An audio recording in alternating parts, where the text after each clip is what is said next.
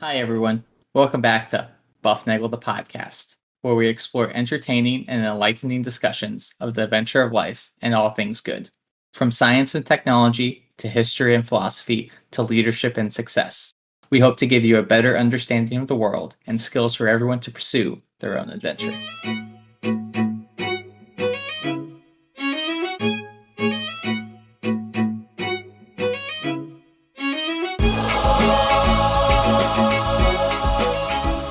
Everybody, welcome back to Bufnagle the podcast, where we talk about all things good and the pursuit of the adventure of life.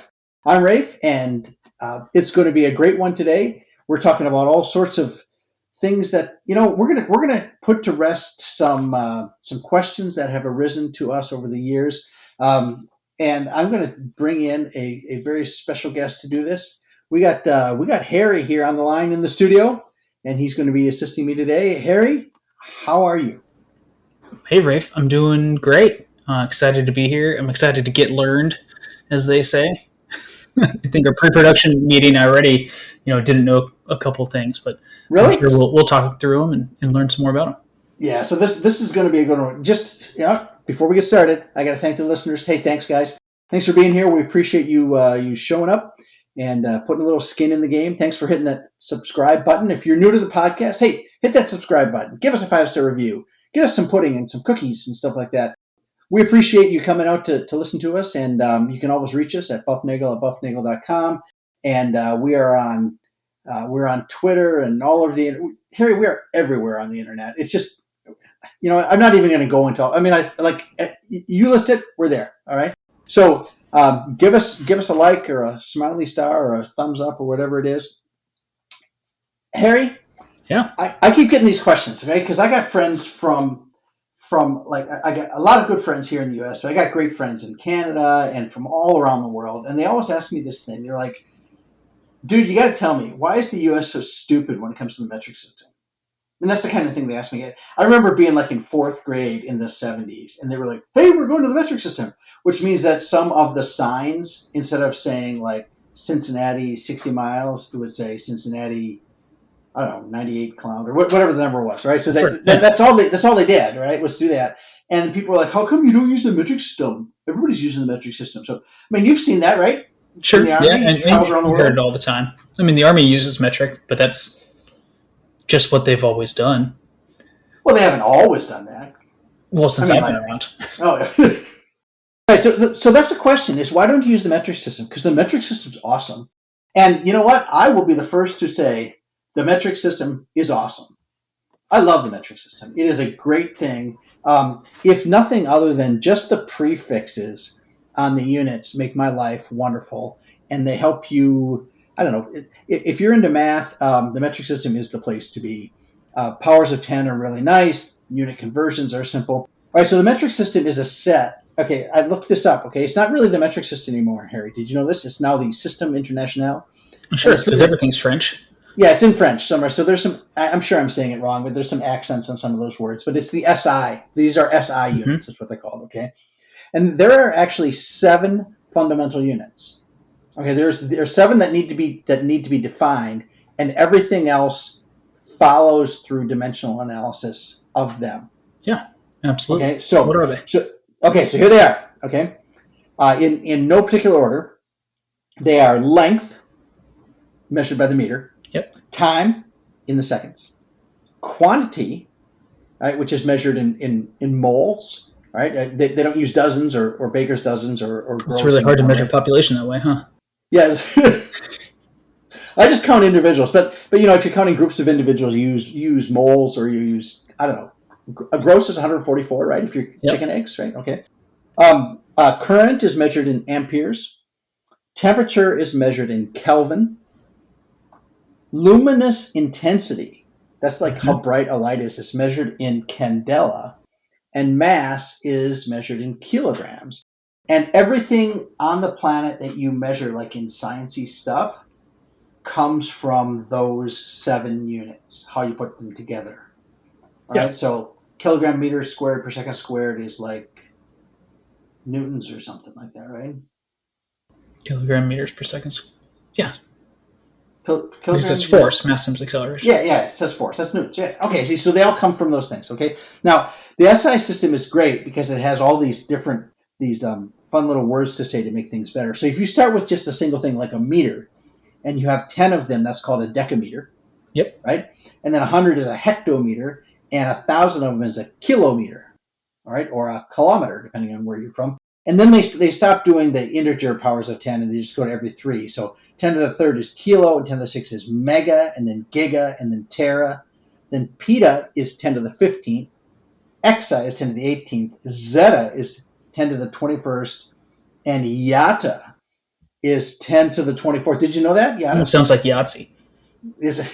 Well, and I'm trying to think, what do I know that has, other than like light and like universe things, what do I know that ever needs a power of 10 that big?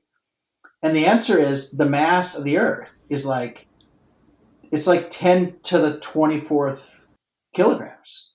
So it's like 10 to the 27th grams. 10 to the 27th grams, or 1 yottagram.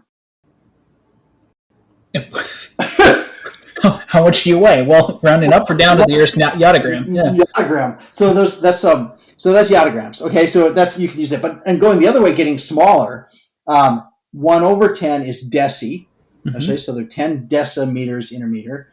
There's 100 centimeters in a meter. There's 1,000 millimeters in a meter. And then it goes to the powers of the threes again. Okay, 10 to the minus 6 is micro. 10 to the minus 9 is nano. Then we got pico, femto, atto. These sound like the Marx Brothers, don't they?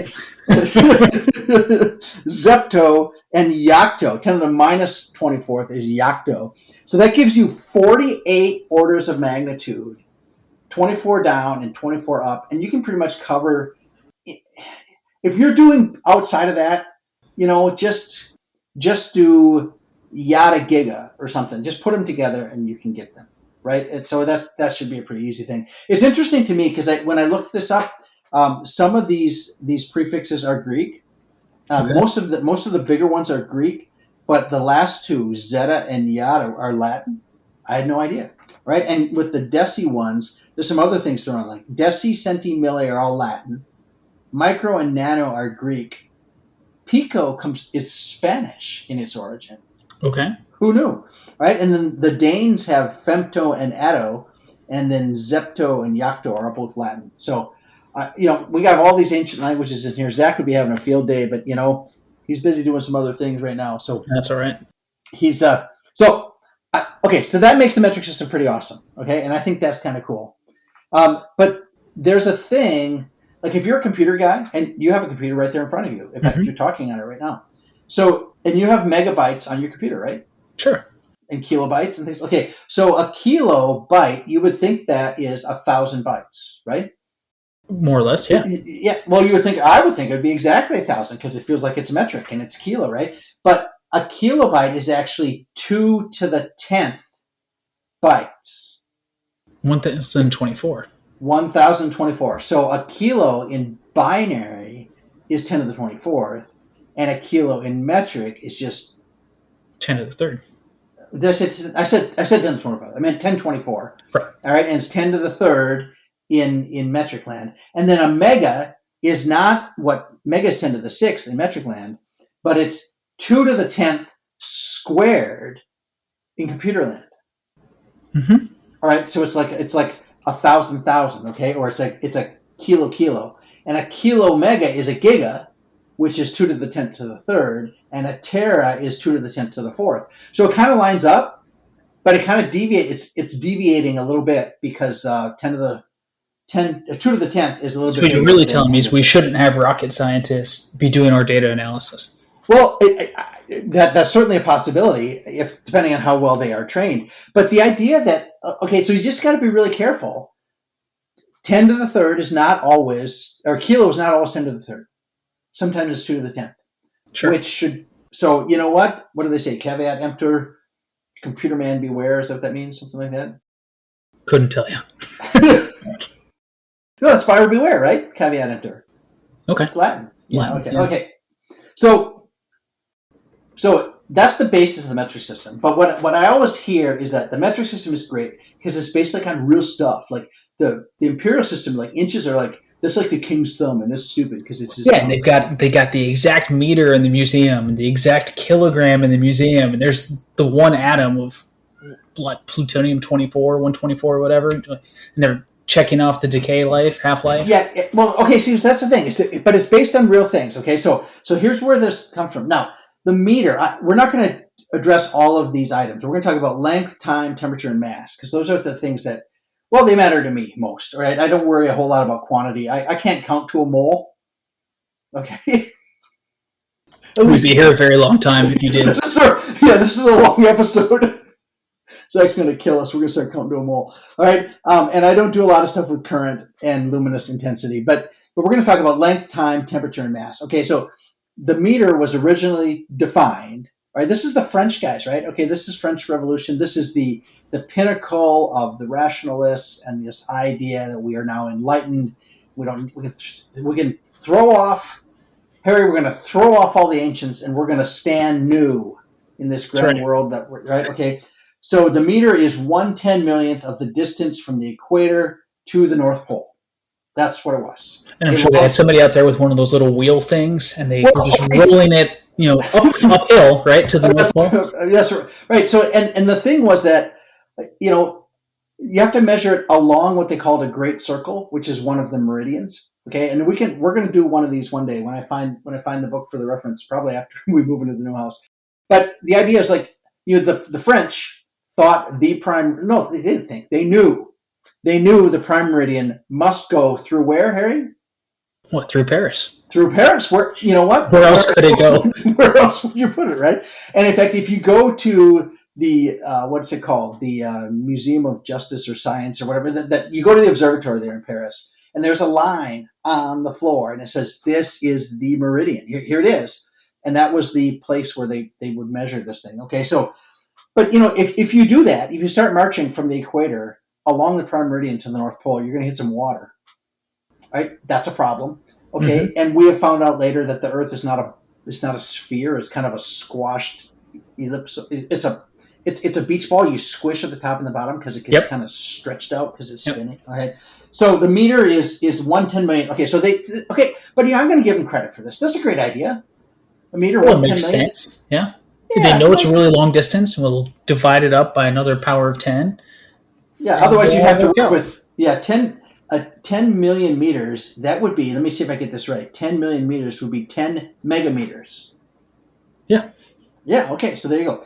Okay, so, and then you can get a milliliter. You can get volume from distance, right? Because you take if you take a cubic centimeter, you take a centimeter by centimeter by centimeter. It makes a little cube about the size of a small die.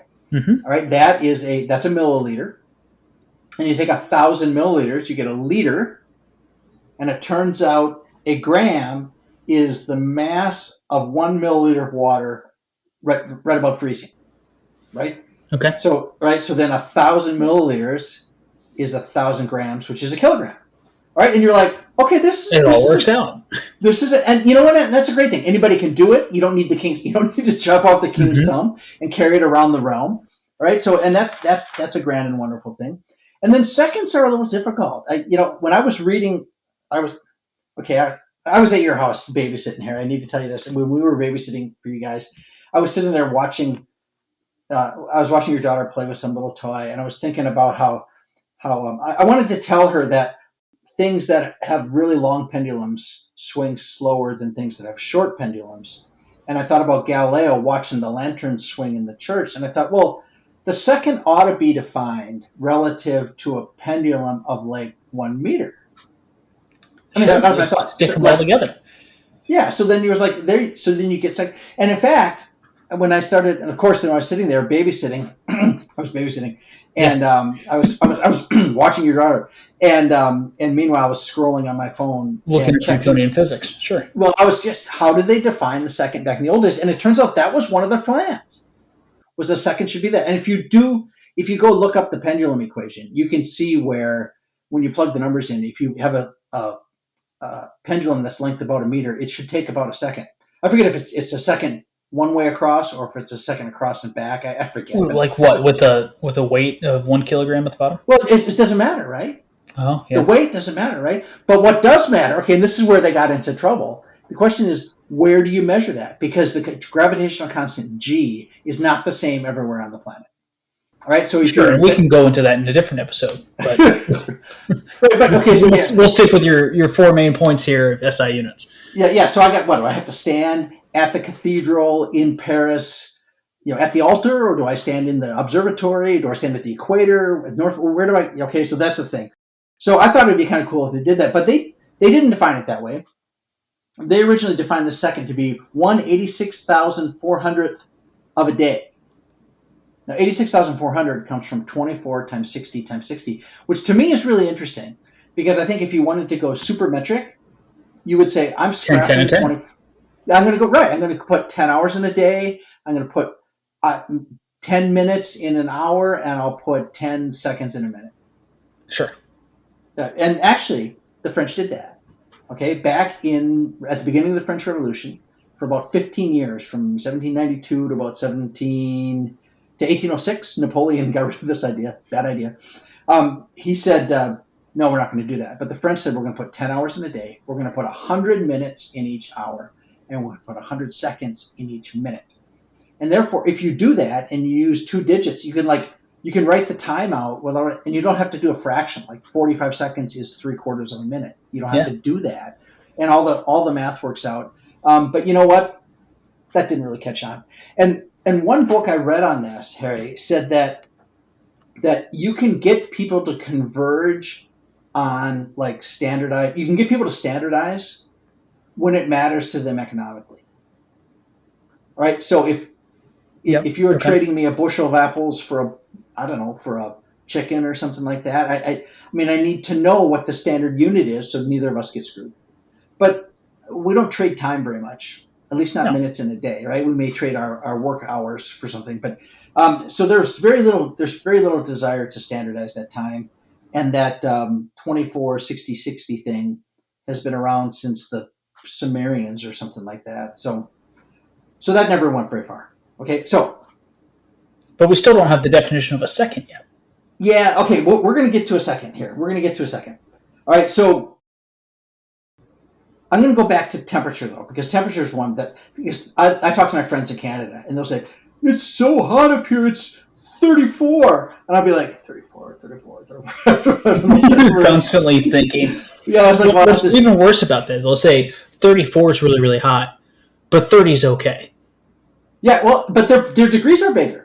They're 2 point something, right? More, almost 2. Yeah, 9/5 of one of our degrees. So it's like, 4 degrees for them is like almost 10 for us. So yeah, that is a big deal, going from 34 down to 30. So okay, so where does this come from? Okay, my Canadian friends use degrees Celsius, and Celsius is awesome. It is a wonderful thing. When I first learned it, I was like, why do we even think about using Fahrenheit?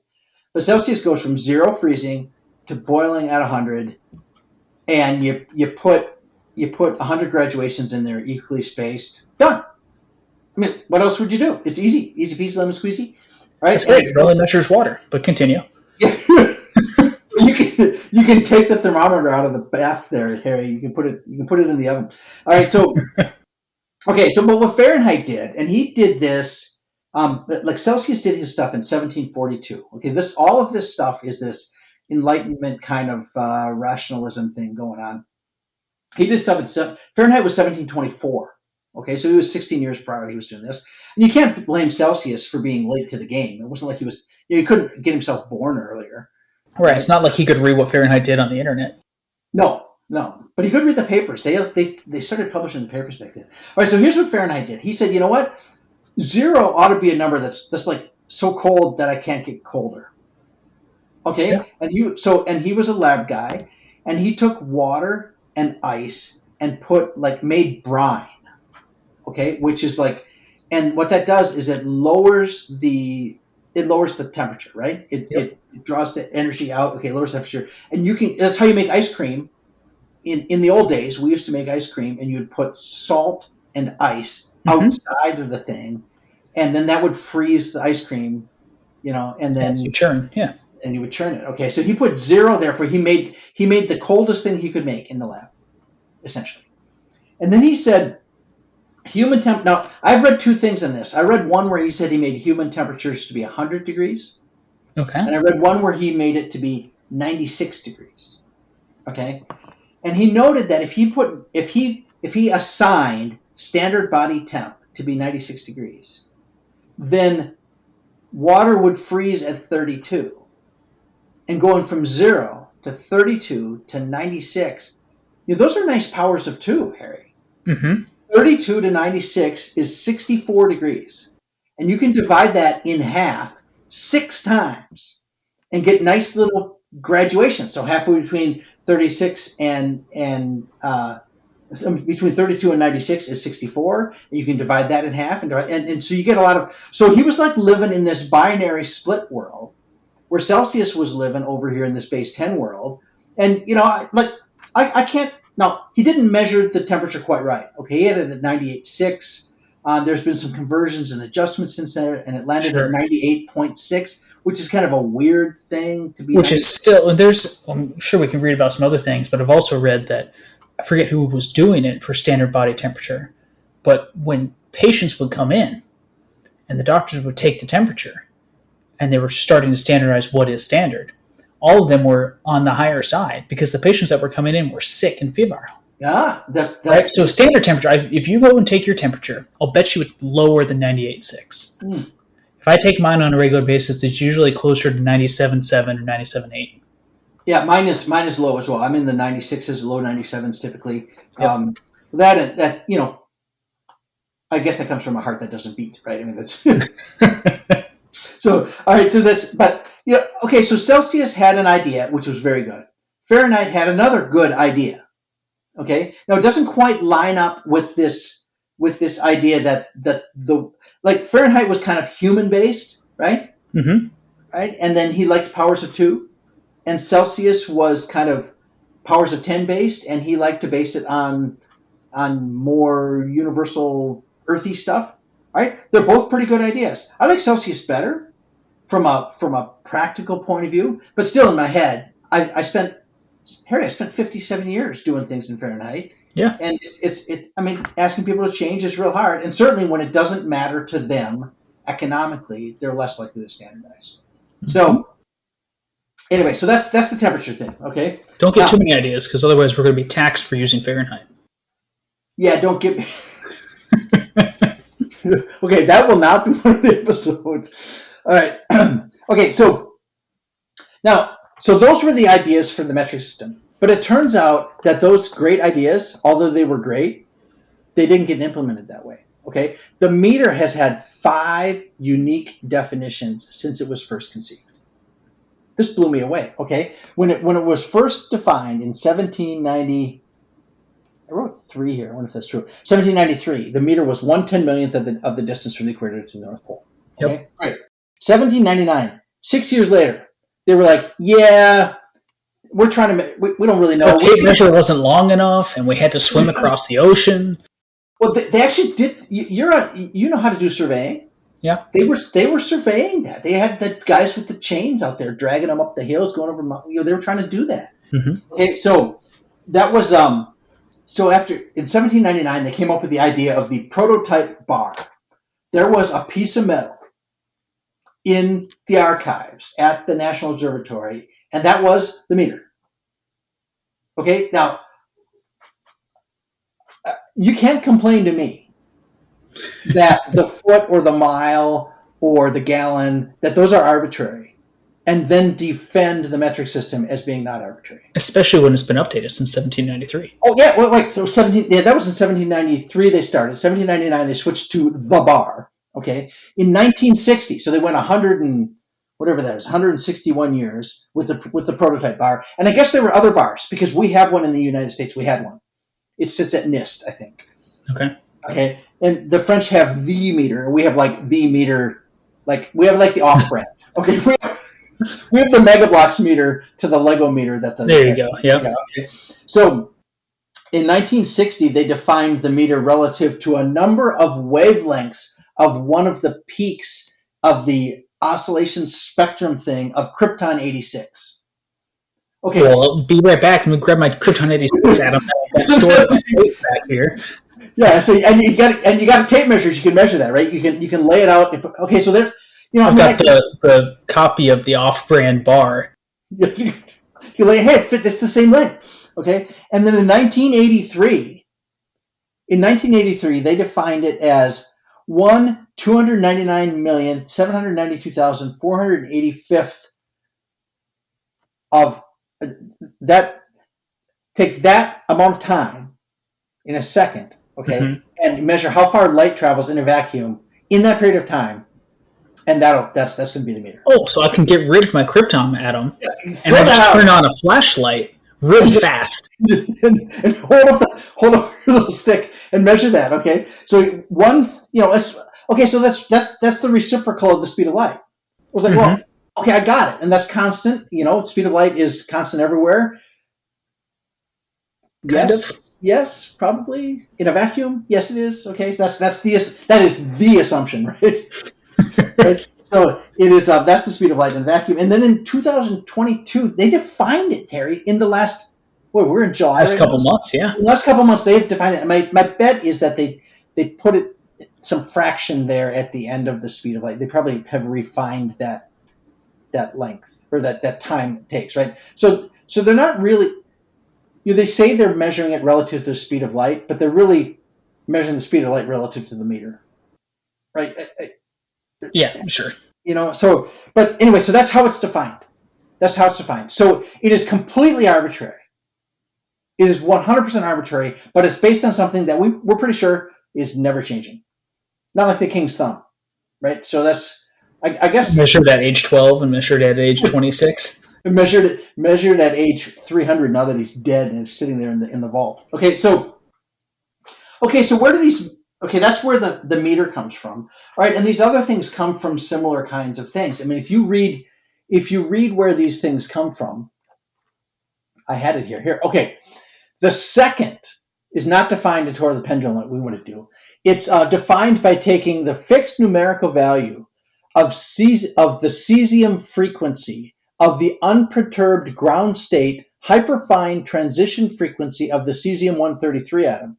Well, you got one of those lying around, don't you? Oh, it's my other safe. All right. It is. So that frequency is 9,192,631,770 hertz.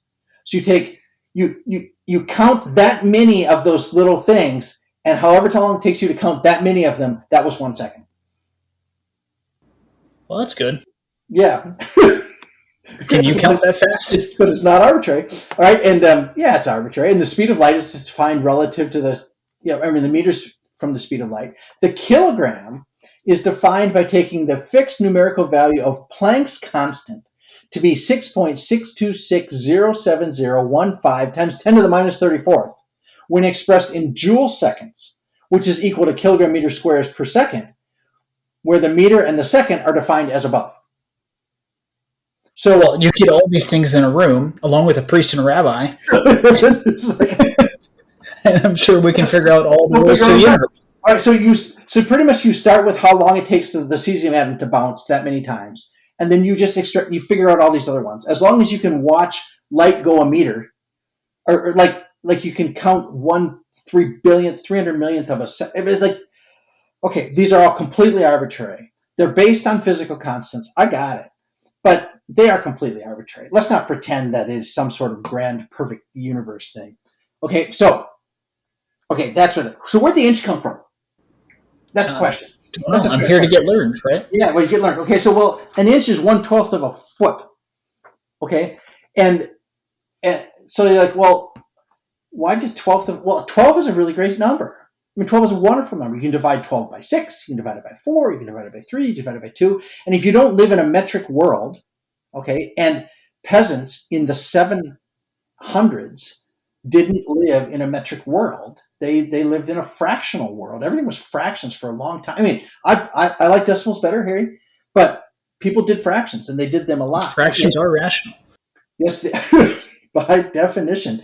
All right. So, and then the foot comes out of like the Roman mile. Okay, so you have the Roman soldiers, boom, boom, boom, boom, boom, they're walking along, all right, and they would go 5,000 Roman feet, right? And a Roman foot was pretty much 1/5 of a two-step of a two-step pace. Okay. Yep. So and I always think about 3 feet to a pace, but when I'm pacing things I'm pacing them off very deliberately, like I'm measuring like course yardage on a golf course, or like I'm in a big room. I'm trying to figure out how wide it is. I'll take steps and divide by 3, but I make very deliberate steps. I don't. I guess when you're marching, you've marched. Yeah. You're not stretching your step out. You're marching together, right? And the Romans, when they would march along, they would drop a stake every 1,000 paces, and that would mark off the mile. So if you were well fed and well rested, your miles would be a little bit longer, and if you were lollygagging, then your miles would be a little bit shorter. But that comes. I mean, these are really really old measurements. Okay, and in the time since then, since the meter came along, all of these things are now defined relative to the meter. So you can say how big is an inch, how big is a foot. Well, you can always go back to the metric system and to the light bouncing around or the cesium atom bouncing back and forth, right? Gallons. How many quarts in a gallon, Harry? 4. 4. It's a quart, right? It's a quarter, right? So, right, and there's 2 pints in a quart, which is 16 ounces, which is 2 to the 4th, right? There's 8 ounces in a cup, right? Which is 2 times 2 times 2. I mean, so there's a lot of powers of 2 in the volume measurements in the imperial system. Mm-hmm. Right? So tens are hard. Cutting things in half, if you're a baker or if you are, if you're working like measuring out, I don't know, grain for your horses to feed them, it's measuring in tenths is hard. Measuring in halves and quarters is a lot easier. So that's where these things come from. That's why I have the imperial system. Okay, so mass in the metric system is in kilograms. Okay, and notice the fundamental unit isn't the gram, it's the kilogram. Right. Well, why isn't it the gram? You tell me. Well, that's what I think. So it should be the kilogram. So it was like a millikilogram is a gram.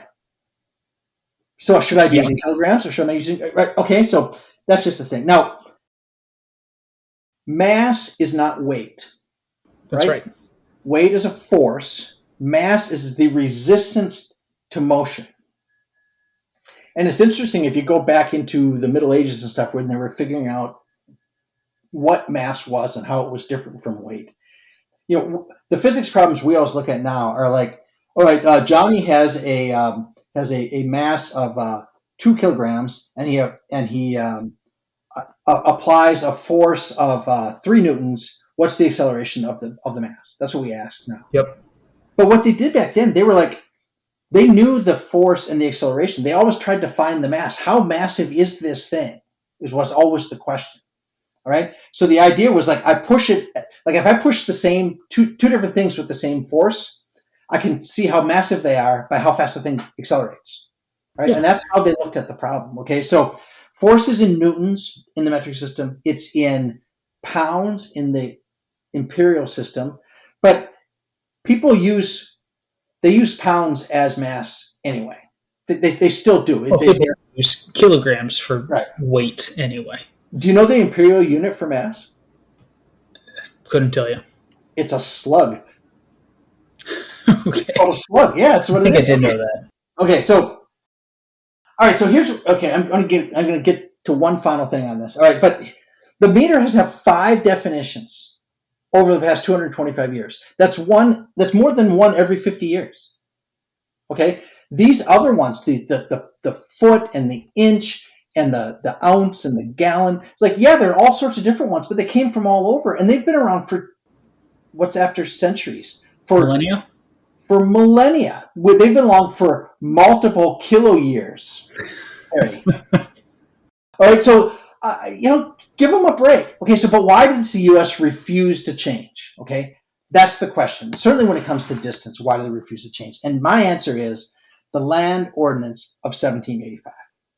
Right, the Land Ordinance of 1785 worked with how do we divide up the Northwest Territory, which is the area north of the Ohio River and west of Pennsylvania, that the area we call the Midwest now. Okay, yep. So the area Ohio, Indiana, Illinois, Wisconsin, Iowa, Minnesota, that stuff. How do we partition that out so that when settlers go, we can have an organized way of doing this, right? And the ordinance called for the construction of townships.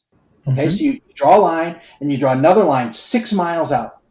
Okay, and then you go vertically 6 miles. So you're going to have a square that's 6 miles on each side because it was 1785 and there was no what? There was no metric system. All right, so they went 6 miles up and 6 miles over, and you have a square now that is 36 square miles in area. And they said this is a township. It's a little group. All right, and each township is going to be divided into 36 single square mile plots. Right? And they were all numbered. They were little plots. It was like, 1, 2, 3, 4, 5, 6, 7, 8, 9, 10, 11, 12, all the way up to 36. And the rule said that 4 of those plots were going to be held by the federal government. One of those plots was going to be reserved for the school that would be placed in that township. Okay? And then the rest of these little 1 square mile pieces, which were exactly 640 acres, that these things were going to be they're going to be bought up by people and then sold off and developed. They were going to be subdivided. Okay, so if you have a square mile, if you have a township that is 36 square miles, and each square mile has 640 acres, then that means that there are 64 little eighth of a mile by eighth of a mile patches in there. Right, and each one of those is 10 acres.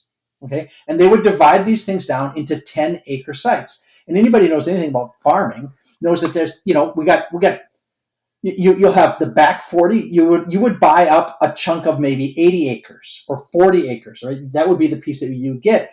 And if you're going to have access to all these little townships, Harry, where are you going to put the roads? Are you going to put the roads right through the middle of the township? Or are you going to put it along where, Harry? Put it around the edges. Put it around the edges. Okay, so they built these roads, these straight east-west, straight north-south roads. There's a little bit of issue when you get higher latitudes. The Earth kind of curves, and spherical geometry is not the same as planar geometry. But there are these roads. Okay, the roads exist in the heartland of America. The roads exist at a grid of 1 square mile. Okay, and they were laid down that way in the late 1700s before there was any metric system. Okay, and everything about it is based on miles, right? And then the other thing that's kind of fortunate, we have cars now, Harry, and you drive at a nice high speed in the car, it's like 60 miles an hour. And if I drive, pretty quick. It's pretty fast when you're used to riding a horse. Yep. Right? So if I'm going 60 miles an hour for 1 minute, how far do I go? Oh, probably exactly 1 mile. 1 mile. Click, click, click, click. All right. So those people who say we should convert to the metric system are like, hey, I'm all for it. Right? But one thing you're not going to be able to do is re-grid the heartland. You can't do it. What are you going to do? Move the roads? Put them on a 1 meter grid or 1 kilometer grid? A megameter? What are you going to do? How are you going to do that? And you can't put them at 1.6. Who does math with 1.6? Nobody does. Right? So why doesn't America change? That's why it's the Land Ordinance of 1785. And don't say, well, they could have used the meter, because they couldn't, because it wasn't around. Okay, so I don't know. That's when people say, why don't you change? Because it works. All right. All my grandma's recipes, Harry, they're all written with cups and ounces and gallons and quarts and tables. That's how they're written. Right? They weren't written in milliliters. And granted, I like it. It's a lot easier to divide by 10 than it is to divide by 12. But you know what? It works, right? And unless it becomes economically viable to switch, they aren't going to switch. It's all good. Well, we all know how hard it is to double or triple or half a recipe. It calls for 2/3 cups. No one likes doing that. No one measures anything in 2/3 cups. Well, it is. But but if you have these measurements, if the thing calls for 3 cups, right, and you got to convert that to metric. Okay, so and then what does it make, Harry? It makes a dozen cookies. Yep. Right? It makes a batch of 2 dozen cookies. Well, it's because a tray of a 3x4 is really easy and fits in the oven. And fits right. I'm just going to put in a 2x5 tray. We're going to make it 2. Well, there you good point. All right, and that's the problem with 10. That's the only problem with 10. 10 comes from I have 2 hands and each have 5. It'd be better if I had 3 hands, each with 4 fingers. Then I would have 12. I'd have 3 arms. Or it's like, but you know what? I don't have that. When I build rectangles and pie plates and things like that, 12s are a lot nicer. Do you ever try to cut a pie into 10 pieces? Oh, it's rough. Yeah, it's rough. You break out in hives doing that kind of thing. So anyway, Harry, that's where we are. That's the answer to the question. When you fly over the great Midwest and you look down and you see all those little squares, you know that those are at a mile. And if you know that, you can estimate the speed of the plane, Harry, by watching how many of those the wing. If you're like a seat by the wing, you can check how many of them tick off in a minute. Yep. You can calculate your speed. Anyway, that's where you got it. Probably going to come out to about 600. Yeah, well, which is also nice. Yeah. So, yeah, how much? 600 miles an hour. Well, I don't think. What is Mach 1? 800 something. Is it that high? Okay. So you can go pretty fast in a plane. And that's why America doesn't switch. If you got a better idea, let us know. We'll entertain that. Harry, you got anything else? I don't think so. Some good time. All right. Well, that's what I think. That's how it goes. Just remember, whether you're using metric or whether you're using Imperial or whether you're measuring it in ZAC units, I don't even know what those are. But no matter how you're doing it, remember to seek the good, be the good, and spread the good. Enjoy the adventure of life.